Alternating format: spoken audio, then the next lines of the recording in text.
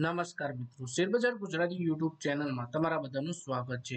મિત્રો, આ વિડીયોમાં આપણે એક રેલવે કંપનીના શેર વિશે વાત કરવાની છે, જે કંપનીની બોર્ડ બેઠક 29 ઓક્ટોબરે થવા જઈ રહી છે અને આ બોર્ડ બેઠકમાં કંપની રોકાણકારો માટે સારી એવી ભેટ આપી શકે છે, એટલે કે ડિવિડન્ડની જાહેરાત આ કંપની કરી શકે છે। તો આ કઈ કંપની છે એના વિશે આપણે તમામ માહિતી ડિટેલમાં જોઈએ અને કેટલા રૂપિયા સુધીનું ડિવિડન્ડ મળી શકે છે એ પણ આપણે જોઈએ। તો આ વિડીયોને તમે પૂરેપૂરું જોજો, જેથી કરીને જો તમારા જોડે પણ આ કંપનીના શેર હોય તો તમને પણ ડિવિડન્ડનો લાભ મળી શકે અને ખરીદી કરવા માંગતા હો તો પણ તમે આ શેર વિશે જાણી શકો। ખરીદી કે વેચાણ કરતા પહેલા તમારા ફાઇનાન્શિયલ એડવાઇઝર જોડે આ શેરને લઈને તમારે ચર્ચા કરી લેવી, પછી જ તમારે શેર બજારમાં રોકાણ કરવાનો નિર્ણય કરવો જોઈએ। સાથે જ મિત્રો, જો આ વિડીયો આપણા ફેસબુક પેજ ઉપર જોઈ રહ્યા છો તો આપણા પેજને ફોલો કરી દેજો અને વિડીયો પોતાના મિત્રો ફેસબુક ઉપર બધી જગ્યાએ શેર કરી દેજો। અને જો આ વિડીયો આપણે યુટ્યુબ ચેનલમાં જોઈ રહ્યા છો તો વિડીયોને હાઈપ પણ કરી દેજો, જેથી શેર બજારની માહિતી ગુજરાતીમાં ગુજરાતના દરેક રોકાણકાર પાસે સરળતાથી પહોંચી શકે। મિત્રો, વાત કરીએ સરકારી માલિકીની રેલવે સેક્ટરની કંપની રેલટેલ કોર્પોરેશન ઓફ ઇન્ડિયાના શેરધારકો માટે ખૂબ જ જરૂરી સમાચાર સામે આવ્યા છે। આજે કંપનીએ નાણાકીય વર્ષ 2025-26ના બીજા ક્વાર્ટરના નાણાકીય પરિણામો જાહેર કરવાની તારીખ જાહેર કરી દીધી છે, જે બાદ તેના શેરમાં હલચલ જોવા મળી હતી। કંપનીએ જણાવ્યું કે તે તેના બોર્ડ ઓફ ડિરેક્ટરની ટૂંક સમયમાં મહત્વની બેઠક યોજશે। આ બેઠક સપ્ટેમ્બર 2025 ક્વાર્ટરની સાથે સાથે ડિવિડન્ડની પ્રસ્તાવના પર વિચાર કરવામાં આવશે।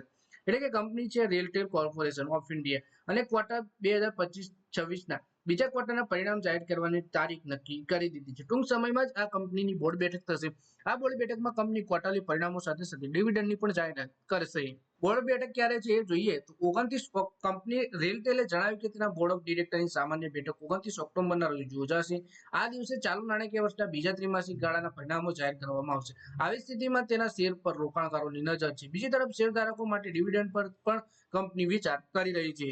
નોંધનીય છે કે કંપનીએ ડિવિડન્ડ માટે રેકોર્ડ ડેટની જાહેરાત પહેલેથી જ કરી દીધી છે, એટલે જો 29 ઓક્ટોબરના રોજ બોર્ડ ઓફ ડિરેક્ટર દ્વારા વચગાળાના ડિવિડન્ડને મંજૂરી આપવામાં આવશે તો તેની રેકોર્ડ ડેટ મંગળવાર 4 નવેમ્બર 2025 હશે।